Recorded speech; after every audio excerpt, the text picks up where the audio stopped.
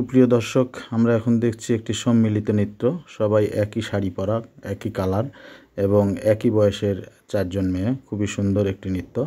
আমরা আশা করছি আপনাদের এই নৃত্যটি ভালো লাগবে, তাই আপনারা আমাদের সাথে থাকবেন এবং নৃত্যটি দেখবেন।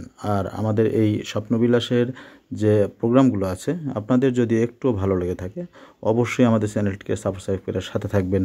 সবাইকে স্বপ্নবিলাসের পক্ষ থেকে আন্তরিক শুভেচ্ছা ও অভিনন্দন জানিয়ে এখানেই বিদায় নিচ্ছি। আপনারা থাকুন আমাদের সাথেই। ধন্যবাদ সবাইকে।